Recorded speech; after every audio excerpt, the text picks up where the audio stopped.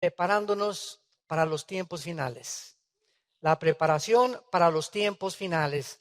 Los que tengan su Biblia, los invito a que la abran en el Evangelio de Lucas, capítulo 21, versículos 34 al 36. Lucas 21, del 34 al 36. Es Jesús el que está hablando. Mirad también por vosotros. Esta palabra mirad significa mantente vigilando tu corazón, tu vida interior. Mirad por vosotros que vuestros corazones no se carguen de glotonería y embriaguez y de los afanes de esta vida, y venga de repente sobre vosotros aquel día. Está hablando desde luego del arrebatamiento de la iglesia, porque la segunda venida no vendrá de repente. La segunda venida vendrá con los cielos se oscurecerán y el sol se pondrá negro, la luna como de sangre, etcétera, etcétera, y verán la señal del Hijo del Hombre en los cielos. Así que es importante separar y distinguir entre el arrebatamiento de la iglesia y la segunda venida de Jesucristo. Y dice el versículo 35, porque como un lazo vendrá sobre todos los que habitan sobre la faz de toda la tierra. Velad pues en todo tiempo, orando para que seáis tenidos por dignos de escapar de todas estas cosas que vendrán y de estar en pie delante del Hijo del Hombre. El siglo XX fue conocido y ha sido catalogado como el siglo donde se han hecho los más grandes descubrimientos científicos y los avances tecnológicos más grandes de toda la historia de la humanidad. Pero aunado a esto, a pesar de que el siglo XX fue el siglo donde más avances científicos y tecnológicos ha alcanzado el ser humano, es increíble que el siglo XX haya sido el siglo al mismo tiempo, de una forma irónica y paradójica, el siglo donde más sangre se ha derramado. 2 guerras mundiales con más de 100 millones de personas muertas, como el fruto del darwinismo, como el fruto del comunismo, del fascismo y del socialismo. Entonces, estas ideologías que permearon el siglo XX y que hicieron ensoberbecer al ser humano, convirtieron al ser humano en un robot, donde la tecnología y los avances científicos llenaron de humo la cabeza, y es el siglo al mismo tiempo, no solo donde más sangre se ha derramado, donde las teorías de Darwin que infectaron la psicología, infectaron el marxismo, infectaron el socialismo, el fascismo y el nazismo, es el siglo también donde más personas se han convertido al ateísmo. Nunca había habido tantos ateos como en el siglo XX. Darwin, ateo; Sigmund Freud, ateo; Carlos Marx, ateo; Jean-Paul Sartre, ateo; Friedrich Nietzsche, Bertrand Russell, Richard Dawkins, Christopher Lenin, Sam Harris, y así podría enumerar más de 15 o 20 personas que invadieron las bibliotecas y comenzaron a infectar las mentes de los jóvenes, de nuestros hijos, con el ateísmo, el materialismo y el evolucionismo, principalmente. Y sin embargo, acaba el siglo XX y entramos al siglo XXI, y es un siglo donde comenzamos a despertar de que ni los avances tecnológicos ni los avances científicos nos han ayudado, y entramos al siglo XXI con una ansiedad, con un estrés, a punto de comenzar una tercera guerra mundial en el Medio Oriente actualmente, con problemas de terrorismo, con problemas de inmoralidad, donde se relajan las normas sociales completas, donde en 1973 se legaliza el aborto en Estados Unidos, hasta ahorita 18 millones de niños muertos en nombre de la ciencia por el medio del aborto, donde en junio del 2015 se legalizan los matrimonios gays y donde vemos cómo las familias y la sociedad, el matrimonio que forman la base de toda sociedad, estamos completamente en decadencia. Porque cuando la familia es atacada, en ese momento la sociedad no puede sobrevivir. Porque el fundamento de la sociedad es la familia y el matrimonio. Entonces, estamos en un mundo donde tenemos que levantar los ojos y darnos cuenta que hace 2000 años un hombre dijo: yo soy el camino, la verdad y la vida. Y tenemos, como dijo, me dio muchísimo gusto escuchar a la primer ministra de Alemania, Angela Merkel, decir hace un mes: Europa necesita regresar a la Biblia y a Jesucristo. El padre de esta mujer era pastor. Y me dio gusto que se haya nombrado en la revista Time la mujer del año a esta mujer, Angela Merkel. Ella de carrera es astrofísica. Pero ¿cómo es posible, verdad, que en medio del ateísmo donde vive en Europa tenga el valor de decir: Europa necesita regresar a la Biblia y a los principios, valores que están establecidos en la palabra de Dios? No cabe duda que todos estos acontecimientos a nuestro alrededor nos hablan de un mundo que se encuentra a punto de naufragar. Cada día que nos encontramos más y más de la culminación del plan profético que Dios tiene para nosotros en relación a la raza humana, se están precipitando los acontecimientos con una velocidad vertiginosa, donde estamos ya a punto de ver, ¿verdad?, la desaparición de millones de seres humanos en lo que la Biblia enseña como el arrebatamiento de la iglesia.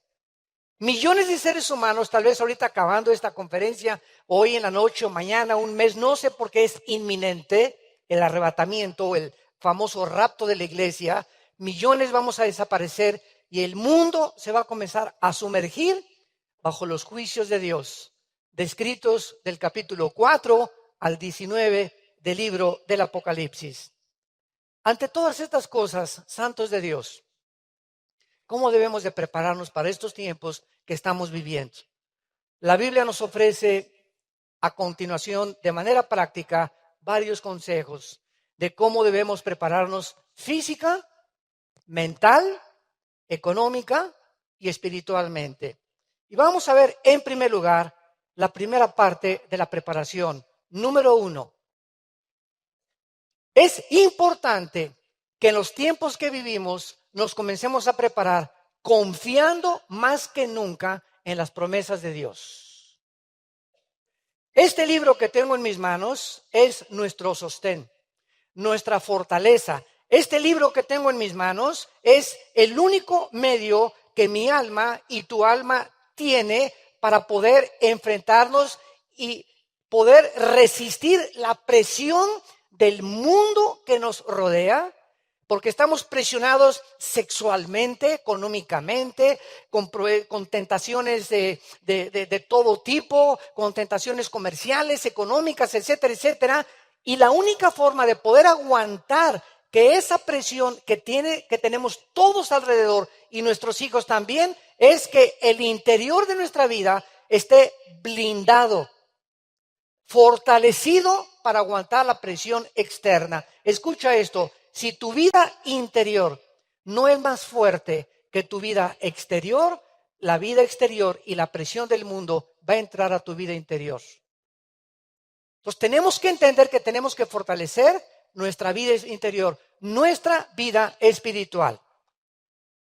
En Juan capítulo 14, Cristo se estaba despidiendo de los apóstoles.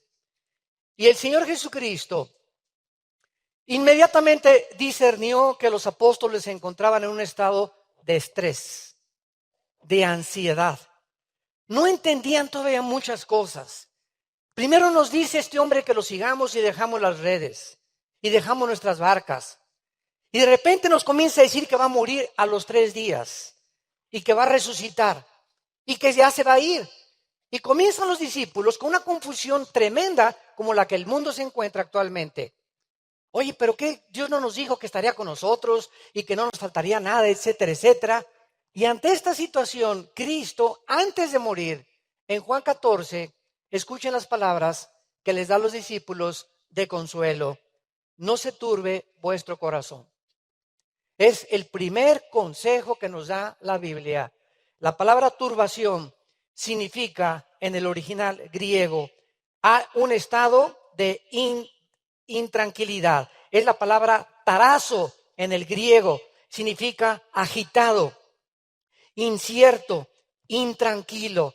Dice Dios, ante la caída del petróleo y la caída del dólar y los problemas económicos y las amenazas de guerra, ustedes no permitan que estas cosas que están sacudiendo al mundo alrededor y que están provocando que la venta de pastillas tranquilizantes, Valium, Equanil, Prozac, Rivotril, todas estas medicinas que están siendo recetadas por billones como jamás el mundo las había consumido.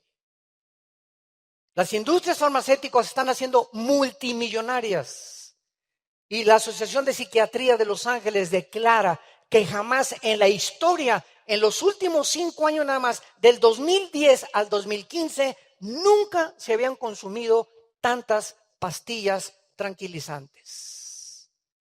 Ante una humanidad que está ansiosa, agitada, estresada, perturbada, confundida, y esto no puede ser en nuestras vidas, porque nosotros lo tenemos a Él, como lo vamos a ver a continuación, y las promesas que Él nos da, que en medio de la resaca y de la tormenta, nunca se bajará de la barca de nosotros.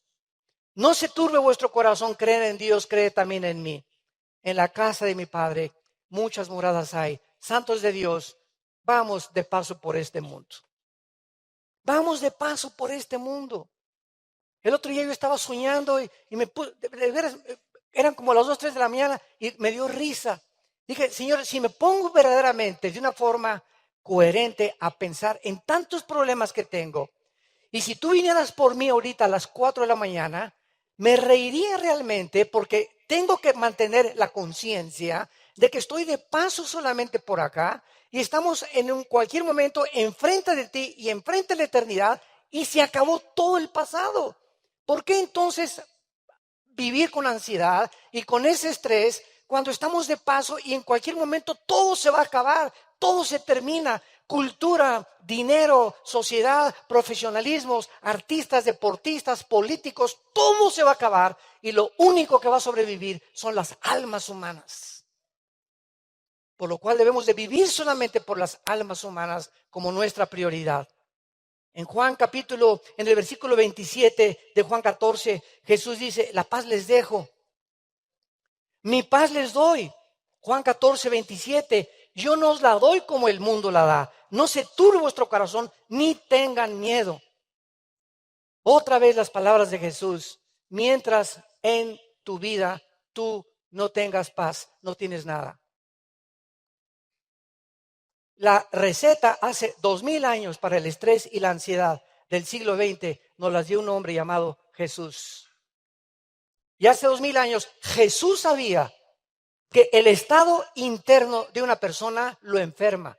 Como lo vamos a ver más adelante, psicosomáticamente, te enferma mentalmente, gastrointestinalmente, el cardiovascularmente. El estado mental de nosotros nos roba la paz, nos roba la tranquilidad, nos roba la felicidad, nos quita completamente el poder disfrutar a nuestra familia, el poder disfrutar a tu esposa, el poder disfrutar a tu novio, porque te encuentras en un estado de ansiedad, de estrés, de preocupación, que aunque tengas dinero no lo vas a poder disfrutar, porque para poder disfrutar la vida se necesita vivir en paz.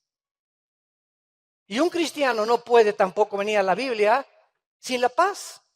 Imagínate venir a la Biblia, Señor, mi hija, Señor, mi trabajo, Señor, y el Espíritu Santo te dice, ¿sabes una cosa? Sereno moreno. Te calmas primero, comienzas a alabarme, comienzas a confiar en mis promesas, comienzas a entrar en un estado de tranquilidad, porque mi Espíritu Santo es un espíritu que solamente se puede comunicar contigo, Armando, me dice el Señor. Solo me puedo comunicar contigo cuando dentro de tu vida, en tu corazón, estés tranquilo. Porque de otra forma, escucha, no puedes discernir mi voz. Es imposible conocer la voluntad de Dios y discernir lo que Dios nos está diciendo si cuando yo vengo a la Biblia no soy completamente en paz conmigo mismo. Estas son las palabras que Cristo dio hace 2000 años y necesitamos oír para que no seamos sorprendidos por la depresión, la inseguridad, la intranquilidad. Recordemos que Jesús nos dijo, estoy con ustedes todos los días hasta el fin del mundo. Fueron las últimas palabras que él pronunció. El rey David, en el Salmo 37, vivía en un estado de agitación tal, rodeado y perseguido por ejércitos, por el rey Saúl que lo quería matar, por un gobierno que lo quería asesinar. Y en el Salmo 37, que es uno de mis favoritos, el rey David nos da estas promesas de Dios. No te impacientes a causa de los malignos. Es lo primero que la Biblia nos enseña. No trates de excitarte o de que tu paz se quite por tanta maldad que existe. No te impacientes por ello. No tengas envidia tampoco de los que hacen iniquidad, porque como la hierba serán pronto cortados y como la hierba verde se secarán. Confía en Jehová y haz el bien y habitarás en la tierra y te apacentarás de la verdad. Deleítate a sí mismo en Jehová y Él te concederá las peticiones de tu corazón. Encomienda a Jehová tu camino y confía en Él y Él hará. Exhibirá tu justicia como la luz y tu derecho como el mediodía. Guarda silencio ante Jehová y espera en Él. No te alteres con motivo del que prospera en su camino por el hombre que hace lo malo. Deja la ira y desecha el enojo. No te excites en manera alguna a hacer lo malo. Noten ustedes las palabras del Espíritu Santo. Confía, versículo 3. 4, deleítate. 5, encomienda. 7, guarda silencio, no te alteres. 8, deja la ira. Confía en Jehová, deleítate en Él. Dice Dios, ven todos los días, así con las mochilas que traes de problemas, y traes una cosa así, traes un burro aquí cargando que te está casi oprimiendo. Con todo eso levántate en la mañana y tienes problemas con tus hijos, con tus papás, con tu novia, con tu esposo, con el gobierno, con los tax, con los impuestos, etcétera, etcétera. Así como estás en la mañana, híncate y olvídate completamente, porque tú tienes la capacidad mental de decir, ahorita no quiero pensar en nada ni en nadie, más que en ti, Señor, y deleítate y confía a memorizar mi palabra, y yo te concederé las peticiones de tu corazón.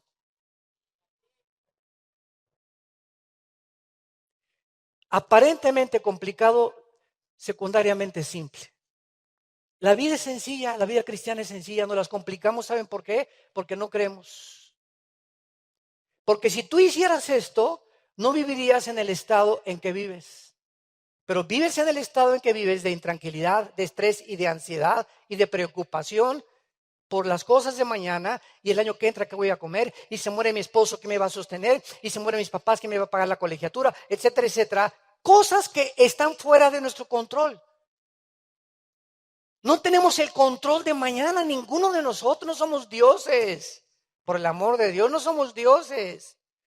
Yo no tengo control sobre mis hijos, sobre mi esposa, sobre las ovejas, sobre las circunstancias, sobre el dólar. No somos dioses. Todo está fuera de nuestro alcance y nuestro control. Dios dice, todo está bajo mi control. Tú confía en mí, pégate a mí, no te sueltes. Yo soy la vid verdadera, tú eres la rama, no te separes de mí. A donde quiera que yo vaya, llévame junto contigo y nunca, nunca te faltará nada. Y mientras no tengamos esta conciencia de Dios y de la necesidad tan profunda que tenemos de Él, de diario venir a su palabra, no podemos prepararnos para los tiempos finales. Número 2, ¿cómo prepararnos para los tiempos finales? No preocuparnos, en segundo lugar, por las cosas materiales. Una de las cosas que nos pueden desviar y que pueden ahogar la palabra de Dios dentro de nuestra vida es el camino de la avaricia o la preocupación excesiva por las cosas materiales. Dice Cristo en Mateo 13:22, el que fue sembrado entre espinos es el que oye la palabra, pero el afán de este siglo y el engaño de las riquezas entran, ahogan la palabra y se hace infructuosa. Si tú antes de acostarte, tus pensamientos son: mañana qué voy a comer, o mañana qué negocio puedo hacer, o te acuestas pensando en tus negocios, esta preocupación, si tú escuchaste un buen mensaje hoy, por ejemplo, y hoy en la noche te acuestas pensando en tus negocios, qué voy a comer, cómo voy a vestir, etcétera, etcétera, lo que tú oíste hoy y lo que escuchas en los estudios bíblicos y lo que has aprendido en la palabra de Dios, entra esas preocupaciones y ahogan y matan la semilla que te fue sembrada. Es un poder impresionante las preocupaciones crónicas, la ansiedad. ¿Qué comeré? ¿Qué beberé? Ese estado de estrés mata dentro de ti la vida espiritual. ¿Y sabes por qué? Porque es incredulidad. Es incredulidad. Y sin fe es imposible agradar a Dios. Y el pecado más grande del Antiguo Testamento no fue la fornicación o las orgías o el robo o los latrocinios. El pecado más grande del Antiguo Testamento fue la incredulidad. Y el único pecado que no tiene perdón, todos los pecados tienen perdón, pero el único que no tiene perdón es la incredulidad, la blasfemia contra el Espíritu Santo. Decirle a Dios: no te creo, no es cierto lo que tú dices. Ese es el pecado que no tiene perdón. Porque todos los demás, la sangre de Cristo nos limpia de todo pecado. Entonces, qué importante es que entendamos eso. La pregunta más importante que Dios nos hará en estos tiempos es: ¿qué hay en tu corazón en estos tiempos? ¿Qué es lo que está llenando tu corazón ahorita en estos tiempos? ¿Preocupación por el dinero? ¿Por tus inversiones? ¿Estás preocupado por la caída de la bolsa de valores? ¿O por tu trabajo? ¿Acaso, te pregunta el Espíritu Santo en esta mañana, te estás convirtiendo en una persona ambiciosa, avariciosa y llena de estrés y de ansiedad por las cosas materiales? ¿Esta es la razón por la cual no puedes dormir bien? ¿Esta es la razón por la cual no puedes disfrutar ni siquiera tus vacaciones? Porque hasta en tus vacaciones te llevas tu laptop para seguir trabajando en tus vacaciones. Hasta tus vacaciones te llevas tu iPhone y tu iPad para seguir en contacto con el mundo, porque no te puedes despegar del mundo, ni puedes disfrutar a tus nietos o a tus hijos 3 o 4 días, no pensar en nada más que en tu familia, en la playa y en el mar. La vida es más sabrosa. Qué triste, ¿verdad? En Mateo capítulo 6, los discípulos se encontraban en este estado. Y pues iban caminando con Jesucristo y nos podemos imaginar a Pedro. Juan, ¿qué pasó Peter? Oye, ¿no habrá un holiday hoy en la noche? Oye, ¿trajiste tortas para mañana? Oye, ¿ya tendremos para pagar la colegiatura de tu hijo el mes que entra?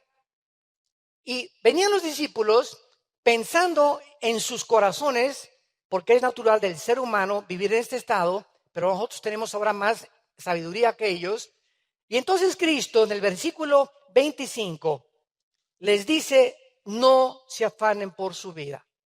La palabra afán, ansiedad, preocupación, pensar continuamente en algo que se vuelva crónico o obsesivo, vivir en un estado de intranquilidad. Es una orden: no se afanen por su vida. No estén acostándose y yéndose a la cama preocupados por el mañana, qué comeré, dice el versículo 25, qué voy a beber y por el cuerpo que hay de vestir. ¿No es la vida más que el alimento? O sea, ¿hoy amaneciste o no amaneciste? Si no hubieras amanecido, no estuvieras escuchando lo que estamos hablando. Ok, si tú amaneciste, ¿por qué seguiste respirando hoy en la noche? O tú te apretaste un botón y dijiste, no te olvides de respirar, en la noche. En la noche estamos en un estado inconsciente y estamos nosotros desconectados completamente de la realidad y del consciente, y nuestro corazón sigue bombeando. Y si amanecimos hoy es porque esa vida viene de Dios. Y la única razón por la cual tú amaneciste hoy en la mañana es porque Dios te está diciendo, no he acabado con tu vida. Tu misión no ha terminado. Y si tú sigues vivo y yo soy el que te mantengo vivo, ¿tú crees que no te voy a dar de comer y no sé que necesitas vestirte y no sé que necesitas un techo donde cubrirte? Entonces, ¿por qué piensas en las cosas que yo te quiero dar? ¿Por qué te preocupas? Esas cosas me pertenecen a mí. Tú no te preocupes por eso. Preocúpate en buscar mi reino y mi justicia y te lo daré por añadidura.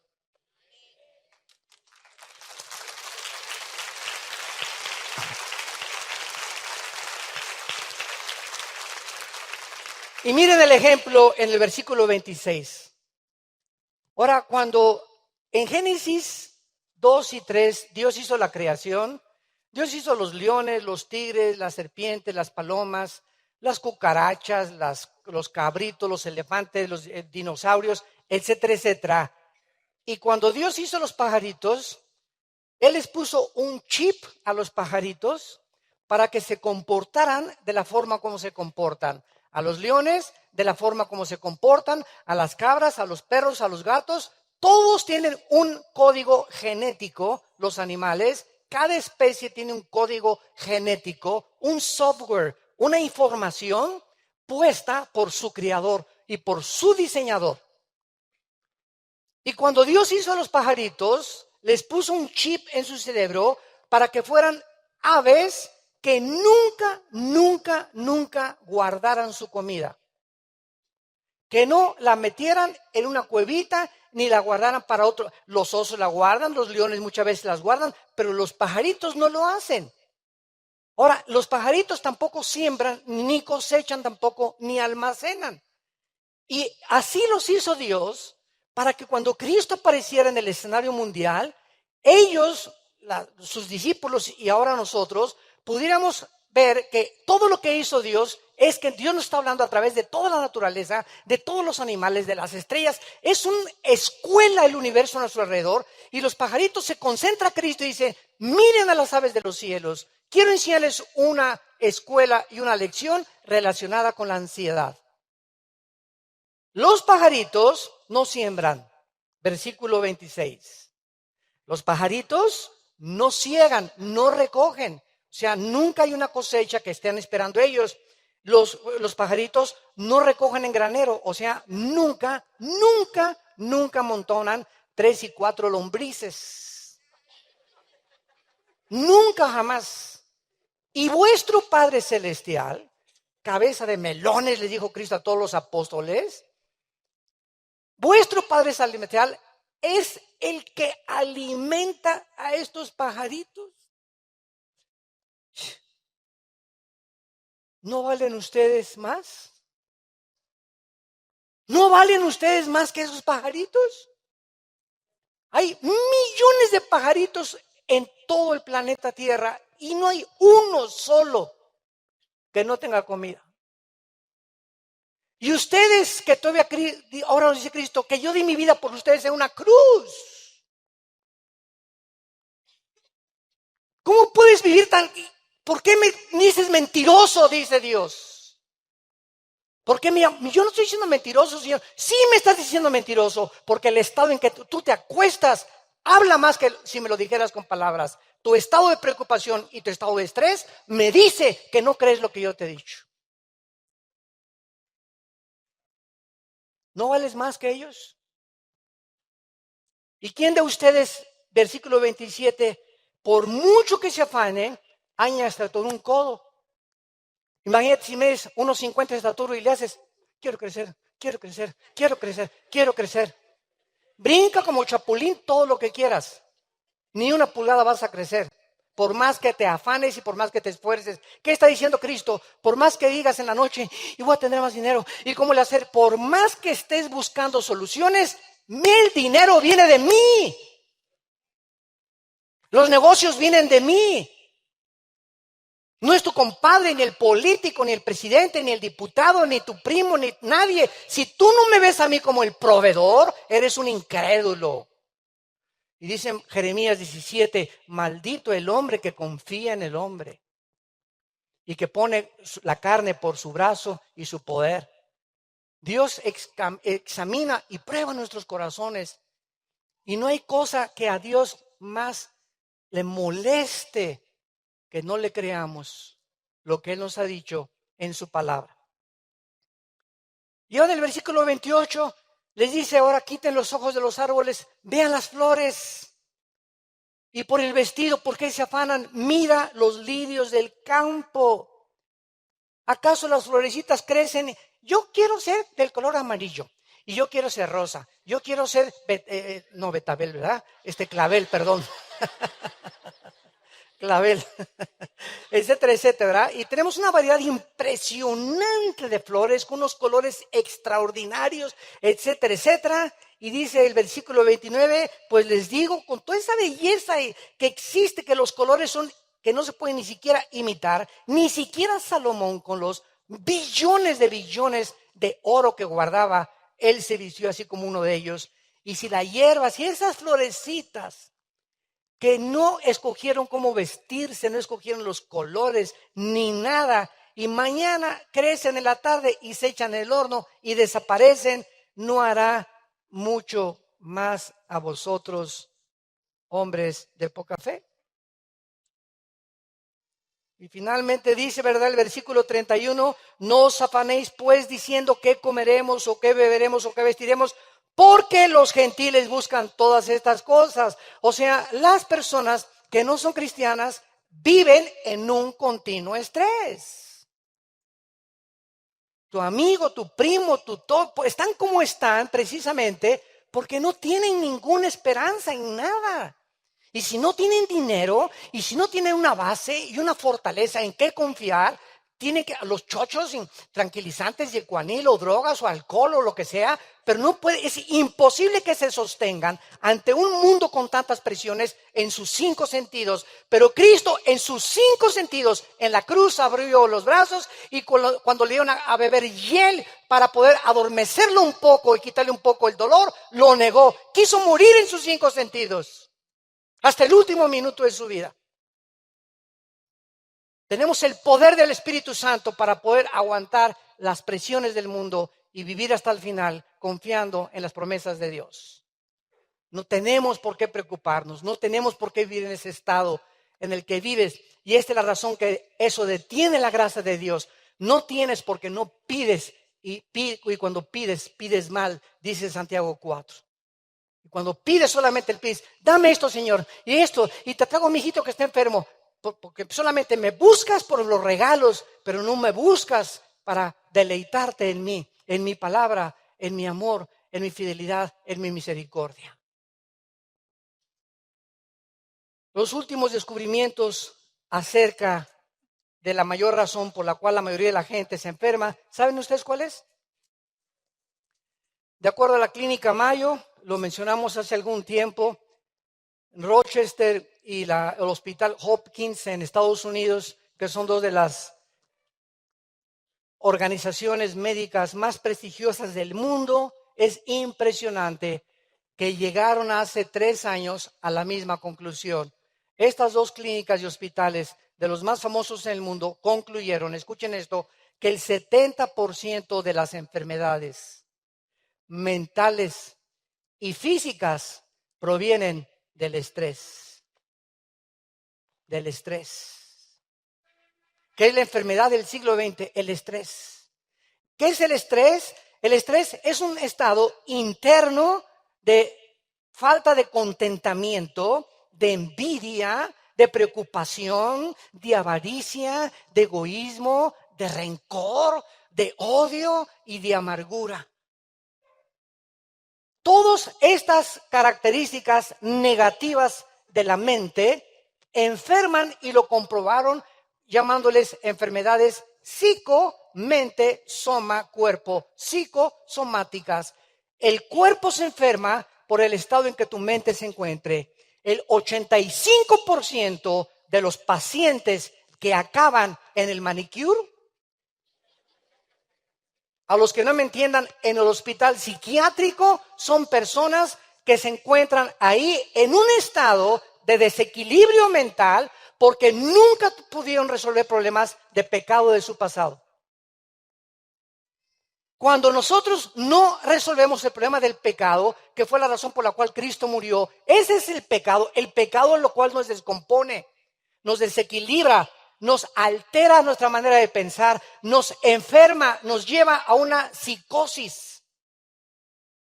Y ese es a lo que Cristo vino a librarnos de ese estado mental, porque la guerra está aquí en mi mente entre el bien y entre el mal. Todo en mi vida se resuelve aquí dentro de esta cabeza. Y aquí están mis pensamientos. Y esos pensamientos que pululan y que son como miles cada día que llegan por todos lados, yo tengo el poder de controlarlos. Tú tienes el poder de controlarlos porque Dios no nos ha dado un espíritu de cobardía, sino de poder, amor y dominio propio.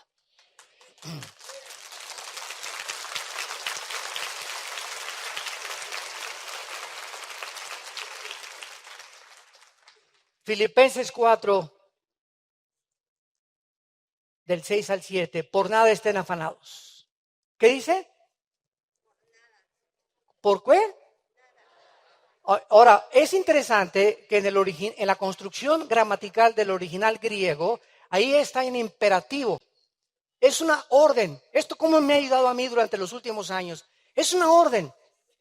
El general en jefe del universo, no quiero que te afanes. Es una orden. No quiero que estés afanado. Señor, cállese y no se ínquese. No se afane.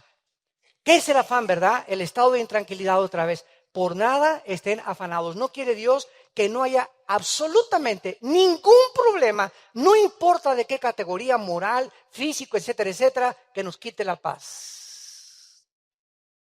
Y dice más adelante, si no sean conocidas vuestras peticiones, o sea, ¿qué es lo que te ha llevado a ese estado en el que te encuentras de insanidad mental? Porque es vivir en insanidad mental, vivir sin paz. Una persona, ahora dice la Academia de Psiquiatría en Los Ángeles, que ya, escuchen esto, ya no hay una sola palabra para poder definir quién es normal y quién no es normal. Acabo de estar en el Ecuador en una conferencia que invitaron un grupo de psicólogos y psiquiatras y platicando con uno de ellos, le dije, ustedes en el siglo XXI, ¿a quiénes clasifican como personas normales y a quienes no son normales? Porque hace 25 años la homosexualidad estaba clasificada como algo completamente anormal. Ahora ya lo borraron y han redefinido la homosexualidad. Y me dijo y me contestaron estos psiquiatras muy honestamente, nosotros ya no sabemos quién está normal. Qué increíble, ¿verdad? Qué increíble.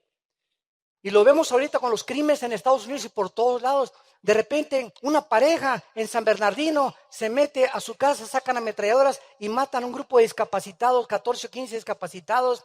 Le encargaron una bebé media hora antes a la mamá y cuando preguntan a las personas, a la mamá, a los vecinos, oye, pero si eran normalitos hace una hora. Hasta uno se vestía de Santa Claus en Navidad.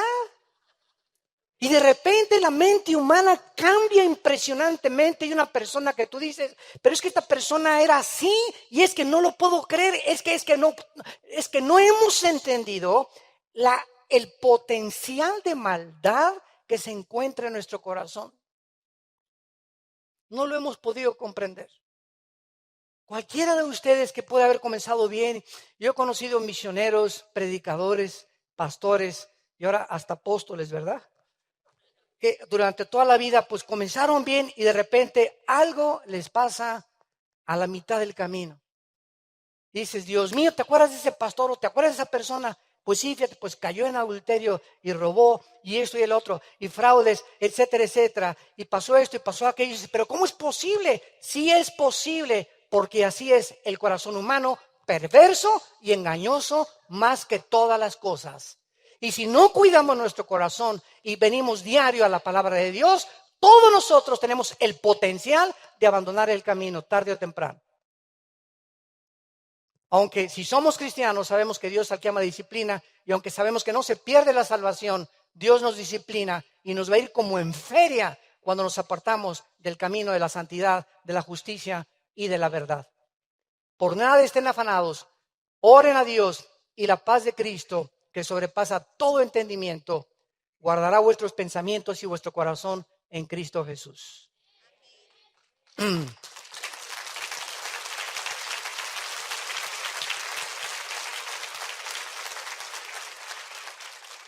Meditando en esto, hace algunos días, yo pensé que la mente es como un archivero. A, B, C, D, E. Hace algún tiempo, ¿verdad? Ahí me gustaba entrar a los escritorios de mi secretaria y abría yo los cajones y el estado en que los cajones de la secretaria se encontraban me hablaba del carácter de esa muchacha o de esa señora.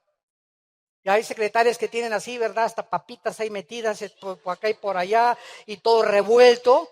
O te metes a un archivero donde el A está en la Z y la Z, oye, chole, ¿verdad? ¿Qué te pasa? Porque no has acomodado. Entonces, ese desorden causa confusión. Y la mente es como un archivero. Entonces, cuando en mi mente no hay la A, la B, la C, mis prioridades no están en orden, hay confusión.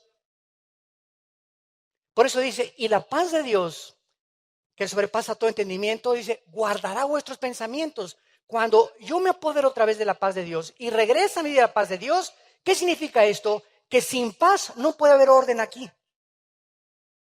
Entonces no tengo paz porque hay algo que está fuera de su posición. La B, un problema que necesito entregárselo a Dios, no se lo he entregado y estoy pensando en esto y no se lo he entregado y se me amontonan los problemas y me causan presión. Y esa presión afecta mi salud. Físicamente también. Es impresionante la psicología de Cristo, impresionante la psicología de la palabra de Dios. En tercer lugar, ¿cómo nos preparamos para los tiempos finales? Invirtiendo en el reino de Dios. Número 3. Es realmente impresionante que el 65% de las palabras de las parábolas de Cristo están relacionados con el manejo del dinero. El 65% de las parábolas de Cristo están relacionadas de cómo usar la economía. Porque Dios sabe perfectamente bien que ahí en tu cartera y en mi cartera, ahí es donde nosotros damos testimonio de cómo manejamos nosotros el dinero. Es triste observar que muchos cristianos viven preocupados por saber en estos tiempos, no se imaginan la cantidad de correos. Oiga, doctor Alducin, ¿me podría recomendar en dónde puedo invertir? Puedo invertir en la bolsa de valores, en petrobonos, en Bancomer, en HSBC, o ando buscando un asesor financiero. ¿Usted qué me recomienda como pastor? Y quieren estas personas hacer estas preguntas y no son inválidas cuando hay ignorancia. Pero cuando tú eres cristiano y sabes que la mejor inversión donde no vas a perder ni hay falta de intereses es en el reino de Dios.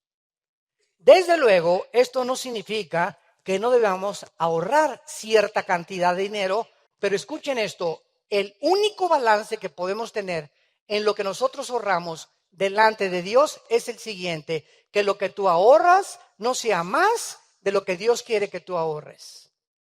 Por ejemplo, si tú ganas 100,000 pesos mensuales y estás diezmando, ¿verdad? Bueno, 10,000 de 100,000 son 10,000 o das 15,000 y guardas 80,000 y vives con 40,000, estás viviendo con la bendición delante de Dios y Dios te va a multiplicar esos 100,000 pesos como tú no te imaginas. Pero cuando tú guardas más de lo que debes de guardar por la avaricia, por la inseguridad, que si no guardo al cochinito, y si no le echo al cochinito, y si no invierto acá, y si no invierto allá, no me puedo sentir seguro de mi futuro, es en ese momento cuando tu conciencia te dice, has violado una ley de Dios. Veamos nosotros claramente lo que dice Mateo capítulo 6, el Señor Jesucristo, a unas personas que se acercaron para que Cristo les aconsejara su futuro económico o su bienestar económico. Dice Mateo 6, versículo 19. No se hagan tesoros en la tierra donde la polilla y el orín corrompen y donde los ladrones minan y hurtan, sino haceos tesoros en el cielo donde ni la polilla ni el orín corrompen y donde los ladrones no minan ni hurtan, porque donde esté vuestro tesoro estará tu corazón. En el 2008, hace 7 años, cayó la bolsa de valores en Nueva York 777 puntos, más de 72 billonarios se suicidaron. Se suicidaron. En un momento y cerrar de ojos, Dios deshace como polilla lo más apreciado del hombre. Tú te puedes preguntar en este momento, bueno, ¿cómo puede una persona que tiene porque para que seas billonario tienes que tener más de $1,000 millones? Más de $1,000 millones. Bill Gates tiene $57,000 millones, el angelito. ¿Cómo puede una persona que tiene 5,000 o 10,000 millones de la noche a la mañana quedarse pobre? Bueno, tú te puedes preguntar, ¿dónde tenía su dinero, verdad? Bueno, todo ese dinero que estamos ahorita contando, que son miles de millones de dólares, no los tiene debajo del colchón. Ni los tiene en un banco, los tiene invertidos en diversas cosas, ¿verdad? En la bolsa de valores, precisamente para eso es una bolsa de valores. Y cuando caen las acciones de la noche a la mañana, con la fuerza e inestabilidad en la que el mundo económico se encuentra, esas acciones se convierten en nada de la noche a la mañana. Y esa persona que tenía miles de millones o inversiones se queda en la bancarrota total en cualquier momento. O supongamos que no cae la bolsa de valores, supongamos que de repente te da una embolia cerebral, un ataque al corazón, un accidente de tránsito, una enfermedad que nunca esperabas y de repente ves el dinero como tiene alitas y se va tu esperanza, donde tú tenías ahí tu bóveda con tus millones y con tu dinero, creyendo que mientras los tuvieras ahí te sentías fuerte y seguro para vivir. Vivías en incredulidad total. Qué cosa tan triste cuando nosotros tenemos esta clase de vida. En Lucas capítulo 12, Lucas 12, versículo 13 al 21, tenemos otro ejemplo de una persona hace 2000 años con el mismo problema de la avaricia, la ansiedad y el estrés por el dinero. Lucas 12, versículo 13, le dijo uno de la multitud: Maestro, di a mi hermano que parta conmigo la herencia. Mas él le dijo: Hombre, ¿quién me ha puesto sobre vosotros como juez o partidor? Y les dijo: Mirad y guardaos de toda avaricia, porque la vida del hombre no consiste en la abundancia de los bienes que posee. También les refirió una parábola diciendo: La heredad de un hombre rico había producido mucho. Y él pensaba dentro de sí, diciendo: ¿qué haré? Porque no tengo dónde guardar mis frutos. Esto haré: derribaré mis graneros y los edificaré mayores, y allí guardaré todo mi dinero, todos mis frutos y todas mis posesiones materiales. Y diré a mi alma: ahora sí, vete a la Riviera Maya. Tranquilo, tienes muchos bienes, descansa, repósate, come, bebe y regocíjate. Pero Dios en el mundo espiritual le dijo: necio. Esta misma noche en que esos pensamientos ocupan tu alma, vienen a pedirte tu alma. Vean lo que dice Cristo, no dice vengo a pedir tu alma, dice alguien viene a pedir tu alma, y no era él, los demonios. Vienen a pedir tu alma, y lo que has provisto, ¿de quién será? Así es el que hace para sí tesoros y no es rico para con Dios.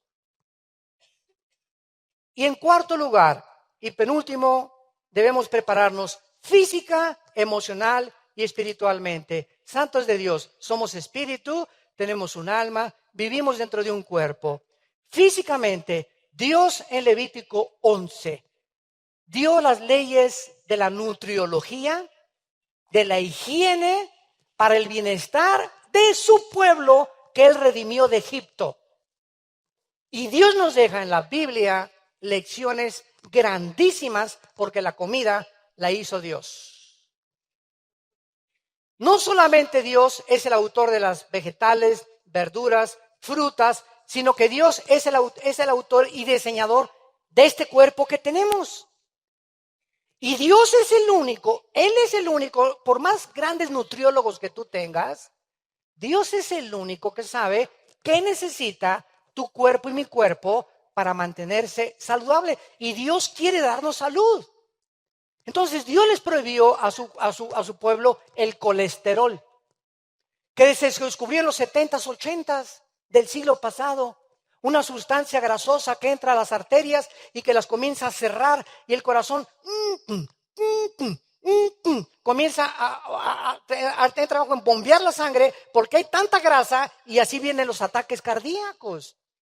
Por el colesterol, los triglicéridos, la enorme cantidad de panquecitos marinelas que te comes cada semana, de pizzas, que es lo que más harina tiene que cualquier otra cosa. Y está bien, cada 15 días una pizza, ¿verdad? Está un chuletón así de tibón cada 15 días, no hay ningún problema. Pero por el amor de Dios, si pasas de los 40, 45 años de edad, tienes que poner cuchillo en tu garganta, como dice en Proverbios capítulo 23. Entonces, tenemos nosotros que entender que todo nos es permitido, mas no todo nos conviene.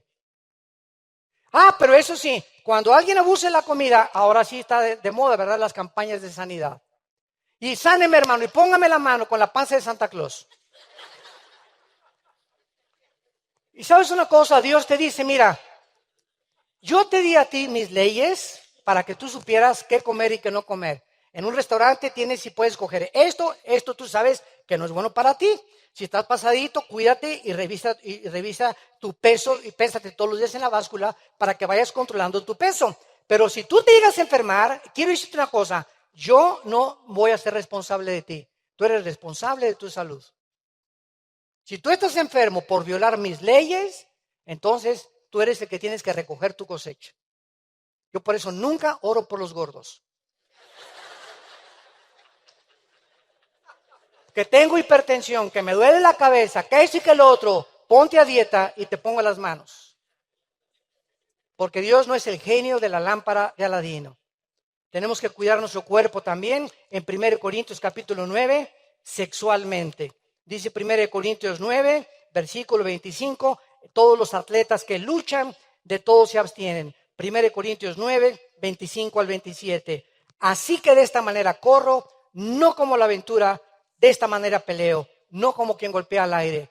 Pablo usa el ejemplo de los atletas. Ayer me dio tanto gusto saber que el Barcelona, campeón de clubes del mundo. Amén. Para los que le iban a todos los demás, ¿verdad? Increíble que le haya ganado el River Plate 3-0, ¿verdad? Y que Messi a sus propios contemporáneos argentinos los haya humillado. Porque es el mejor club de Argentina, el River Plate. Le ganó 3-0. Nadie en el mundo, ningún club le ganó al Barcelona. Para que vean que somos espirituales, le estoy diciendo, ¿verdad?